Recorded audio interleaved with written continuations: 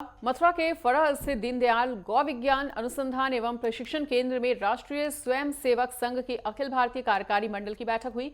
बैठक की press briefing करते हुए सूर्यप्रकाश इंजीनियर ने जानकारी दी कि जातिगत उच्च नीच भेदभाव समाप्त करना बेहद आवश्यक है और समाज के सभी वर्गों को एक दूसरे के सुख दुख बांटने की आदत डालनी होगी।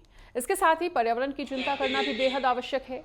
उन्होंने कई महत्वपूर्ण विषयों पर चर्चा की और इस दौरान कार्यकारी मंडल की बैठक की योजना भी तैयार की गई।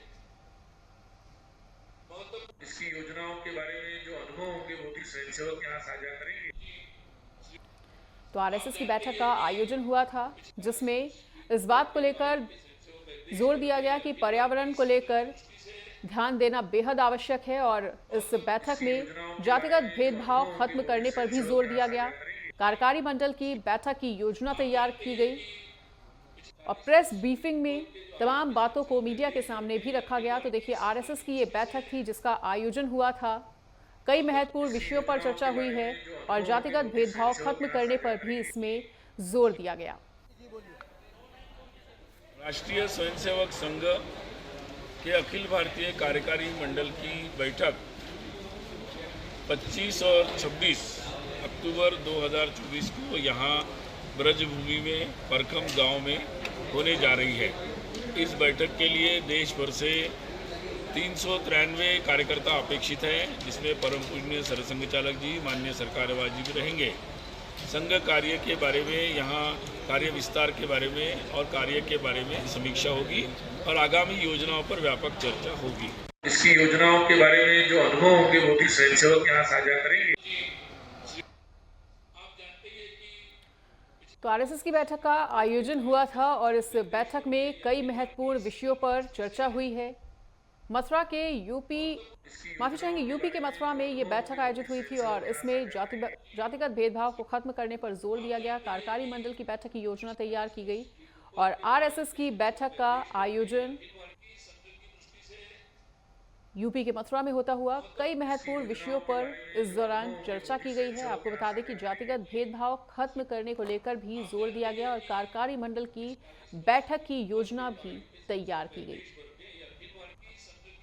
जिसको लेकर प्रेस ब्रीफिंग के बाद मीडिया के सामने जो तमाम अधिकारीगण थे वो मुखातिब भी हुए और उन्होंने अपनी बात को मीडिया के सामने भी रखा और प्रेस ब्रीफिंग में भी यही बात दोबारा से उठाई गई। कार्यकारी मंडल की बैठक की योजना तैयार की गई है और इस बैठक में जातिगत भेदभाव को खत्म करने पर जोर देने के साथ ही पर्यावरण संरक्षण को लेकर भी बातें की गई कि किस तरह से पर्यावरण को संरक्षित किया जा सकता है और जातिगत भेदभाव को दूर करने पर भी जोर दिया गया।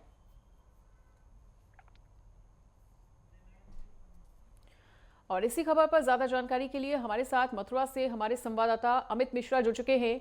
तो अमित, आरएसएस की प्रमुख बैठक का आयोजन हुआ था और इसमें जातिगत भेदभाव खत्म करने के साथ ही साथ कई विभिन्न विषयों पर चर्चा की गई है। हम चाहेंगे उन विभिन्न विषयों का जिक्र करें और बैठक में क्या कुछ खास मुद्दे उठाए गए उसको लेकर भी जानकारी दें।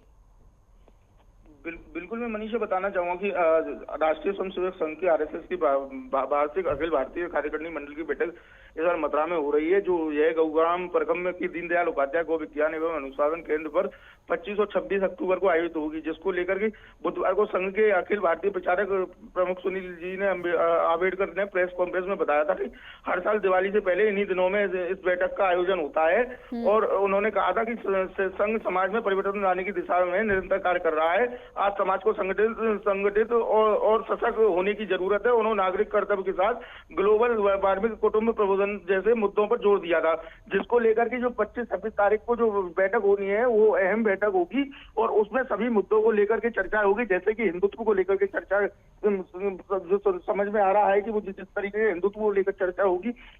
आगामी जो लोक विधानसभा के जो चुनाव है 2027 के, उनको लेकर के चर्चा होगी।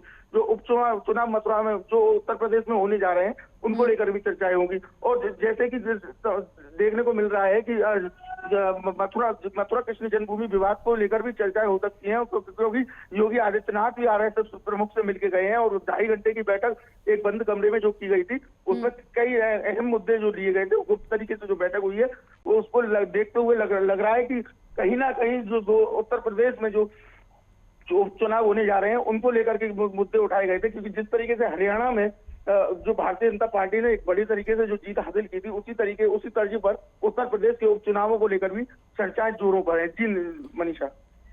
बिल्कुल अमित, तो तमाम जानकारी को साझा करने के लिए आपका बहुत बहुत शुक्रिया। तो कार्यकारी मंडल की बैठक की योजना तैयार की गई है और देखिए तमाम मुद्दों का ऐसा जिक्र किया गया कि उपचुनाव को लेकर भी चर्चा की जा सकती है। और बीते दिनों आरएसएस प्रमुख की सीएम योगी आदित्यनाथ ने भी मुलाकात की थी।